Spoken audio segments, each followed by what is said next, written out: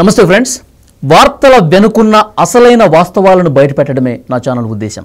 ప్రస్తుతం నాతో పాటు స్టూడియోలో ఉన్నారు ప్రముఖ రాజకీయ విశ్లేషకులు అడిసిమిల్లి శ్రీనివాస్ గారు. వారితో మాట్లాడదాం. అడిసిమిల్లి గారు నమస్కారం సార్. నమస్కారం అండి. అడిసిమిల్లి గారు, మంత్రి ఆనం రామనారాయణ రెడ్డి గారు నిన్న ఒక కీలకమైనటువంటి ప్రకటన చేశారు.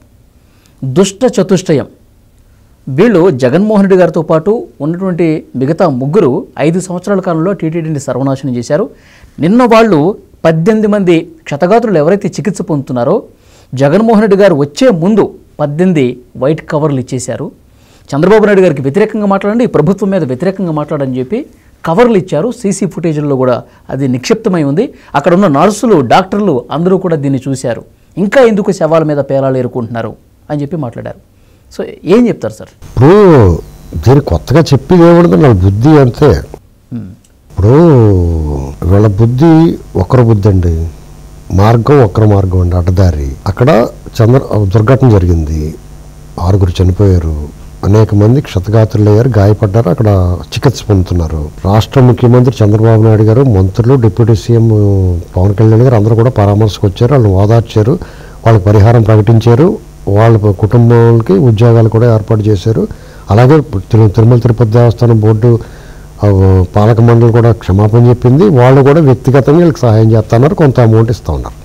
ప్రభుత్వం 10 లక్షలు ప్రకటించింది. ఇంత చేసిన తర్వాత అక్కడ చంద్రబాబు నాయుడు గారు 1 to 1 ప్రతి ఒక్క బాధితుడిని, ఇబ్బంది పడ్డ గాయపడిన వాళ్ళని పలకరించాడు, పరామర్శించాడు, ఓదార్చాడు, వాళ్ళు చెప్పింది విన్నాడు. ఇది ఎలా జరిగిందని తెలుసుకోవడానికి ప్రయత్నం చేశాడు. అలాగే తిరుమల తిరుపతి దేవస్థానానికి సంబంధించి ఇటువంటి విషయాల్లో ఏం చేస్తే బాగుంటుంది, మీరు ఎక్కడి నుంచి వచ్చారు, ఇవన్నీ కూడా ఆసక్తిగా తెలుసుకోవడానికి ప్రయత్నం విద్యార్థిలాగా.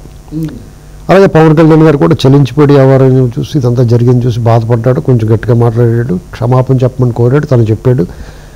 ఇలాగా ఒక పాజిటివ్, ప్రజల పట్ల జరిగిన దాని పట్ల బాధ, వ్యధ, ఆందోళన, ఆవేదన ఇవన్నీ ఉన్నాయి వాళ్ళలో. అంటే సార్ ఇక్కడ హుందాగా వ్యవహరించాల్సినటువంటి ఇక్కడ ప్రతిపక్షానికి కూడా బాధ్యత ఉంటుంది. ఎలాగంటే పాలకపక్షం ఎలాగైతే పరామర్శించి పరిహారాలు ప్రకటించి చేస్తారో, ప్రతిపక్షం అంటే రాష్ట్రంలో ప్రజలు ఇతను ప్రతిపక్ష హోదా ఇవ్వకపోయిన సభలో ప్రతిపక్షం ఇతనే ప్రతిపక్ష నాయకుడు, గతంలో ముఖ్యమంత్రి చేయడు కాబట్టి ఆయన పూర్తి బాధ్యత ఉంది.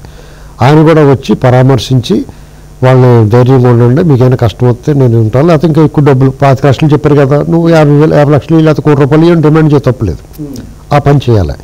అవి ఏమీ చేయకపోగా బాధితులకి చిన్న చిన్న కవర్లు ఇచ్చి వీళ్ళు తిట్టమని కవర్లు ఇచ్చాడు. అలాగెందుకు నువ్వు దర్జాగా నువ్వు కూడా తలకు 10 లక్షలు అనౌన్స్ చేయి, చనిపోయిన వాళ్ళకి, ఈ బాధితులందరికీ తలకు 1 లక్ష ఇవ్వు.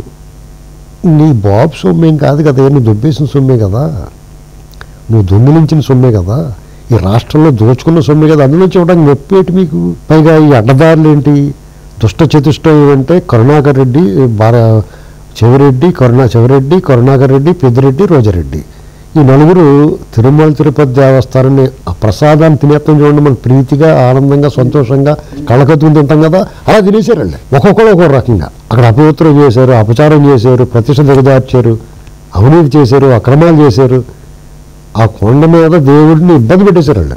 అందుకని దాని ఫలితం ఆతలు గంటేసాడు, దేవుడే గంటేశాడు వాళ్ళని. సరే, ఇంత అవినీతి చేశారు కదా, మరి వీళ్ళని లోపలేయడానికి ఎందుకు ఈ ప్రభుత్వం సంశయిస్తుంది? ఈ ప్రభుత్వం కాదండి, అక్కడ ఈవోని పంపించారు ప్రక్షాళన చేయమని. ఆ ఈవో ఏం చేయాలి, అలాగైనా అక్కడ ఏం అక్రమాలు జరిగినాయి, అవినీతి ఏం జరిగింది, దుర్మార్గం ఏం జరిగింది అన్ని బయటకు తీసి వీళ్ళు ఫిక్స్ చేసి లోపల పంపించాలి. అతను ఏం చేస్తున్నాడు, అతను ఏం చేసాడు, ఆ పాలక మండలిని ఎదిరిస్తున్నాడు. పాలక మండలిని చెప్పని తలబిరిసి వ్యవహారం చేస్తున్నాడు. లడ్డు వ్యవహారంలో చంద్రబాబు నాయుడు గారు స్టేట్మెంట్ ఇస్తే తనకు ఎటువంటి తెడ్డివల్ల స్టేట్మెంట్ ఇస్తాడు.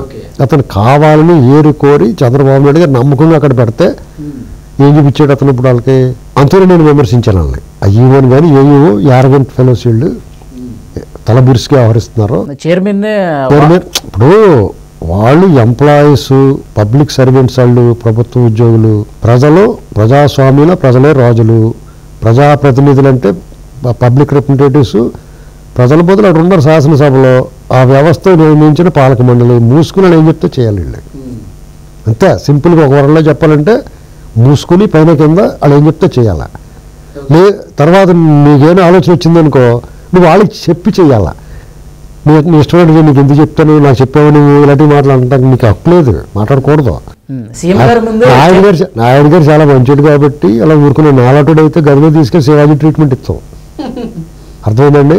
ఏం అనుభవం మొగమళ్ళ అని చెప్తున్నాను నేను. అలా చేస్తేనే చెప్పిన మాట వింటారు, లేకపోతే నువ్వాడవా ఆయన ఇష్టపడి చేయడానికి వారు ఇక్కడ ఇప్పుడు అప్రతిష్ట పాలయ్యేది తేడా వస్తే అధికారం కోల్పోయేది ఎవరో, నీకు 30 ఏళ్ళు దేకెత్తావు అక్కడ శోభ్రంగా కుమ్మెత్తావు.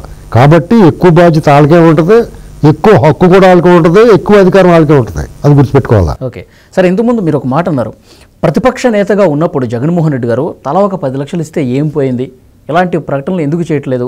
గతంలో తెలుగుదేశం పార్టీ ప్రతిపక్షంలో ఉన్నప్పుడు సార్ ఇలాంటివి ఏమన్నా ప్రకృతి వైపరీత్యాలు జరిగినా ఇంకోటి జరిగినా ప్రజలు ఇబ్బందులు పడ్డా ఎన్టీఆర్ ట్రస్ట్ భవన్ నుంచి అక్కడ ఉన్నటువంటి బాధితులకి సహాయం చేసేది. కానీ జగన్మోహన్ రెడ్డి గారు ఎందుకు చేయలేకపోతున్నారు? మొన్న విజయవాడ వరద జరిగినప్పుడు కూడా ₹1 పార్టీ నుంచి ప్రకటన చేసి ఆ ₹1 ప్రకటించే ప్రకటన మాత్రమే పరిమితమైందా? ఖర్చు పెట్టారు. కోటి ఇవ్వడం 50 కోట్లు ఇవ్వాలి, అది దొబ్బేసింది దానికి.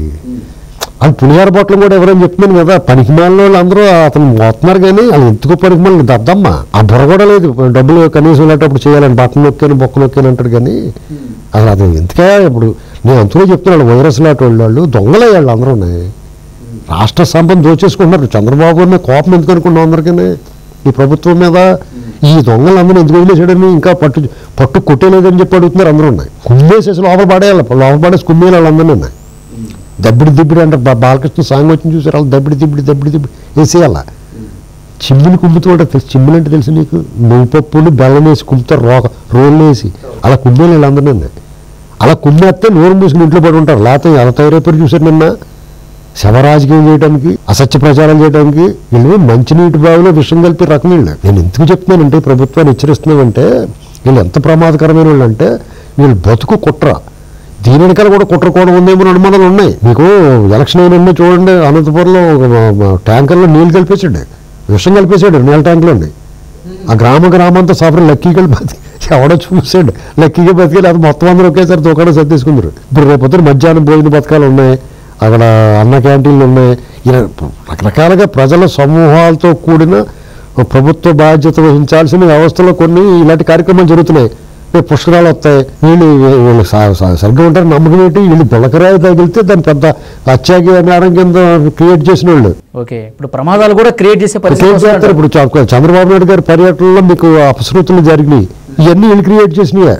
వీళ్ళు అలాంటి వాళ్ళండి, మీరు వీళ్ళు ఇది ఎంతకైనా తెగించి బరి తెగించిన వ్యవహారం వీళ్ళది. ప్రభుత్వం ఏదో రకంగా బద్నం కావాలి. బద్నం అప్పుడు వీళ్ళు అధికారంలో ఉన్నప్పుడు ఇబ్బంది చేస్తారు, ప్రతిపక్షంలో కూడా ఎక్కువ చేస్తారు.